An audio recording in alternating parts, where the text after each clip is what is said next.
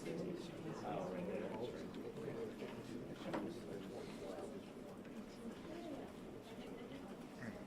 just realized you can't do this. I had to switch to an 8-second delay.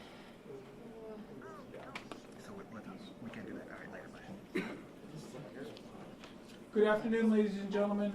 The agenda you were given for this afternoon's press conference has one change. Sheriff Smith will not be speaking this afternoon. My name is Mitch Matlow, M-A-T-L-O-W. I am currently the PIO for the Garlic incident. After this press conference, I will be relieved and there will be a new PIO. Oh, no. The first speaker for this afternoon's press conference is Police Chief of the City of Gilroy, Scot Smithee.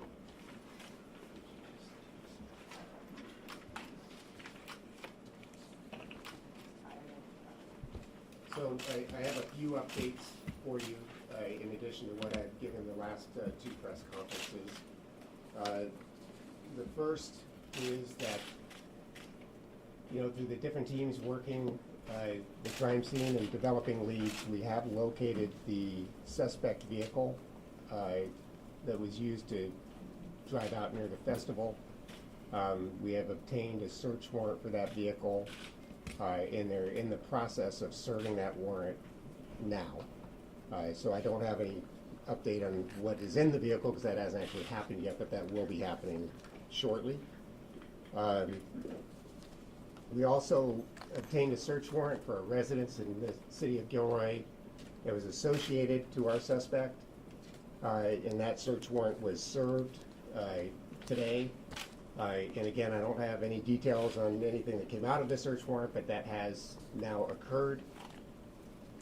And I wanted to address, there was a young man that thought it would be a good idea to post on social media that he just shot up the G-Fest. And so we've received a lot of calls from people and emails and concerns that, this is an associated suspect to the Garlic Festival shooting. And this young man, his name is Chase Hello. He's 20 years old, but on his postings he lists his name as Chase M. Killings. Obviously that got our attention, so we have located him, we have taken him into custody, and we've determined that he was not involved in the shooting, that he just thought it would be a fun way to get some attention apparently. So for people that are sending that in or have seen that, we have followed that lead through and determined that that is not associated with this event. We also have our district attorney's office and other agencies are working together to open a family assistance center to help victims and people affected by this shooting. And I just wanted to reiterate that, even though I know that went out as a press release.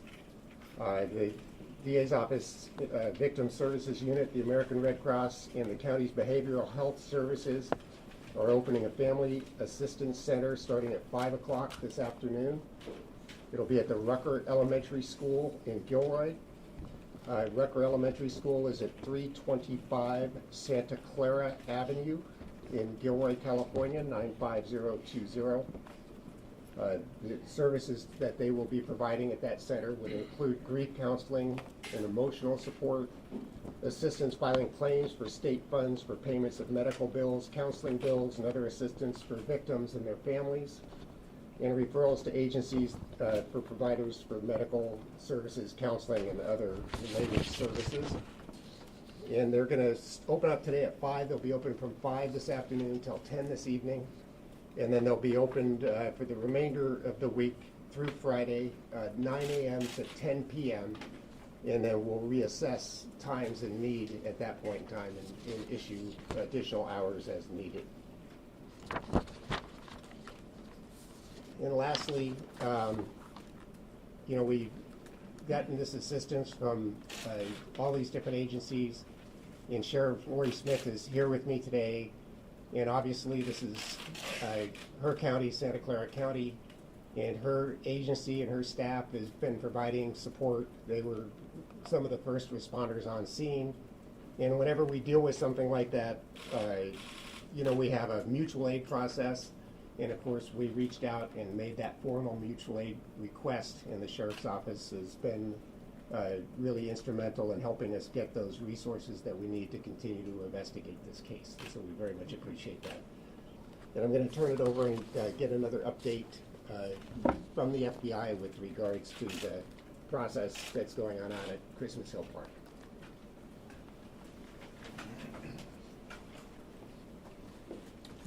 Thank you, Chief. My name is Craig Fair. I'm the Deputy Special Agent in charge of the San Francisco Division of the FBI.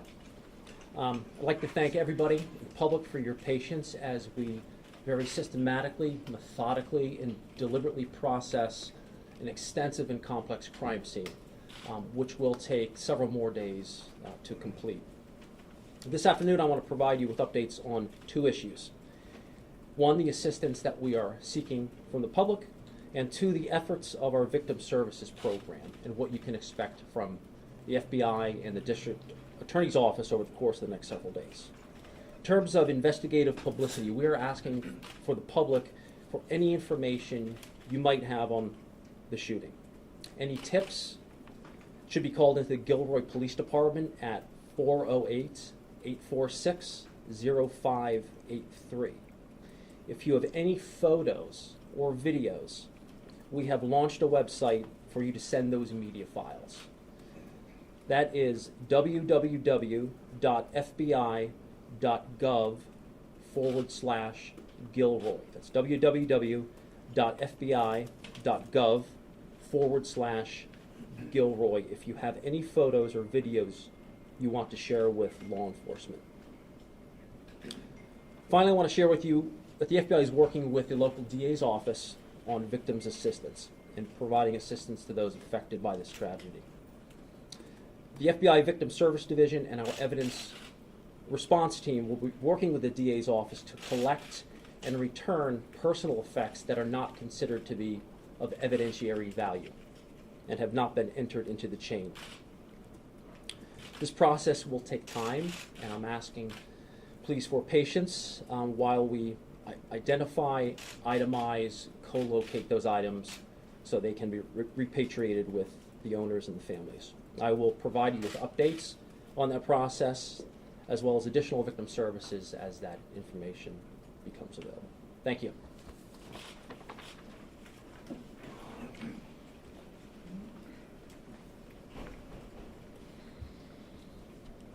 We will now take a few questions. Either for the chief or the FBI, did you check, all this talk about a second suspect, did you guys check to see if the ballistics of the suspect's gun matched the bullets and the people who died? And do they?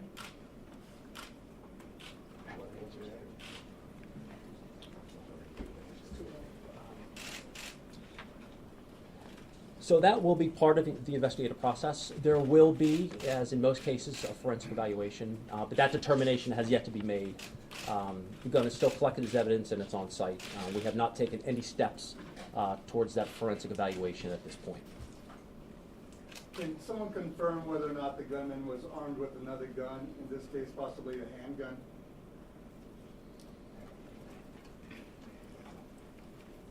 I have not heard that in any of the briefings that I've attended thus far. I spoke with one vendor today who said he saw the gunman and he said he saw him shoot with the handgun, and then when the handgun jammed, he started using the assault rifle. Okay, I have not, that's news to me, I have not heard that. Is there a second suspect out there? Have you concluded one way or the other there's somebody else you're looking for, Chief? As to the second suspect, we have not made any progress other than what I gave this morning. We're no closer to determining whether there was or was not a second suspect, and if there was, what involvement they may have had. Can you give us more details about the car of the suspect? I don't have that available in front of me, I'm sorry. You mentioned that a warrant was served on a house this morning or today. Can you confirm that that was a house on Churchill? That would be correct. Okay, and have you been able in the past 6 hours to derive anything additional about the suspect's motives or ideology? I have not had a briefing yet on the outcome of that search warrant or any relevant information that may have come out of it. anything from the FBI? Have you learned any more about his potential motives? We are currently undertaking social media scrubs, as well as assessing information that's derived from other interviews and investigative techniques that we've deployed over the past 24 hours. Can you guys just talk to the suspect's movement to Nevada? Was he living there, and why was he living there? What did you guys find at his house? I understand a search warrant was served up there. And did he come back here just to do this shooting?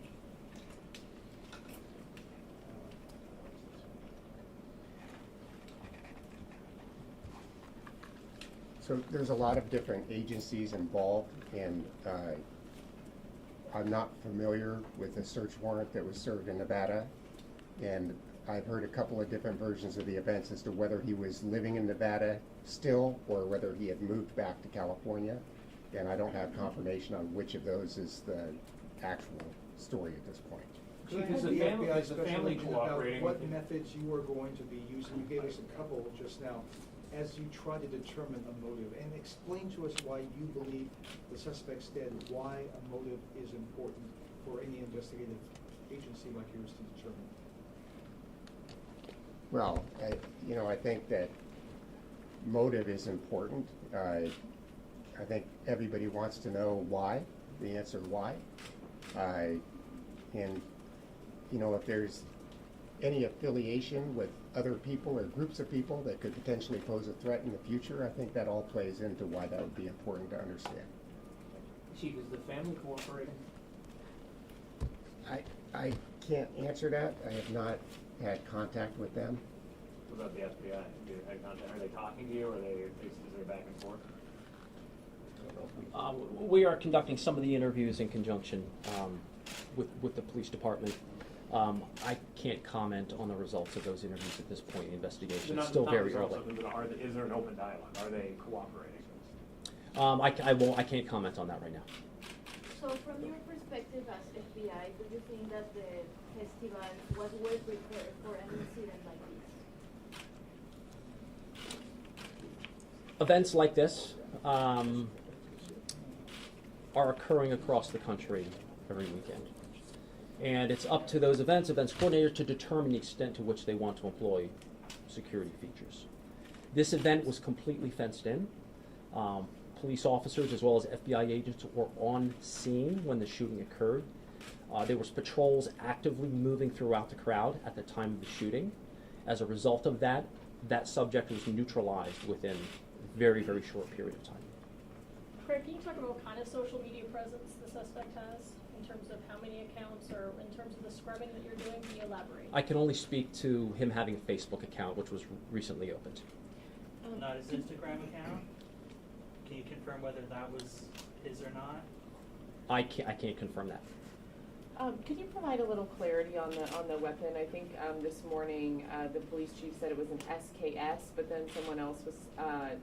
There were reports that it was something I think called like a WASR. Could you clarify if you found out exactly what type of weapon that it was? Do you have the answer? I could tell you. Robert Topper, I'm the resident agent in charge of the San Jose field office for ATF. I can tell you the weapon that was recovered was a AK-47 variant. That is it's based on the original AK-47 when it was imported. So that's I cannot give you the specific model or anything like that. And were there other weapons recovered, sir? Not that I'm aware of. It is an import, you said? Yes. Is it legal in California? I know that'd be a California law question, but That would be a California law question. I know, but you deal with guns a lot. Is it legal in California? That I'd have to direct you to California Department of Justice for that. In light of these alleged social media posts with the neo-Nazi referendum, just how random were the targets this gunman was shooting at? Or did he aim at specific people?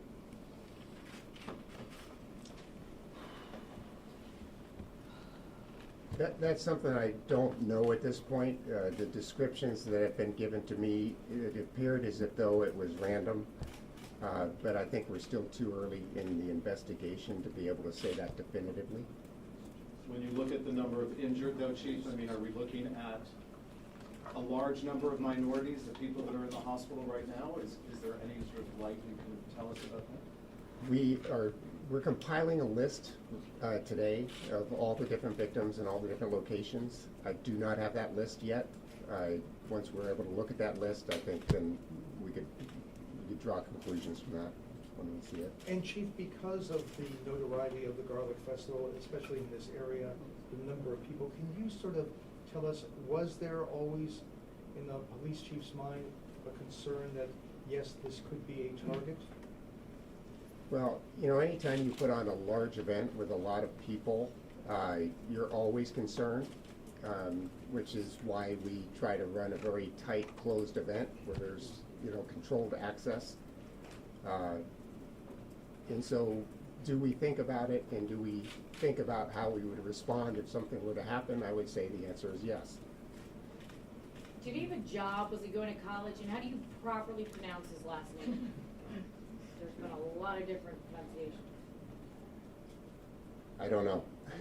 Did he have what about job or college? I don't know that either. Can you confirm a backpack was found with ammunition outside the? I'm sorry, ladies and gentlemen, that will be the end of this press Can you conference. just get that last question, is that possible? Can you just confirm that a backpack was found with ammunition located outside the festival grounds? I don't have any information on that. I'm sorry. Was a backpack found with him?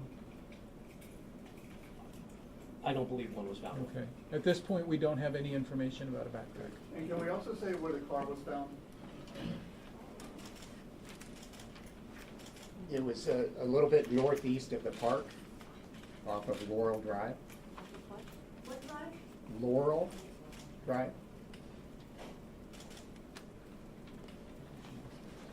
Can you say anything about how the police apprehended him, the details of how they brought him down? We are finished with this press conference for this afternoon. I apologize, the chief has someplace he needs to go.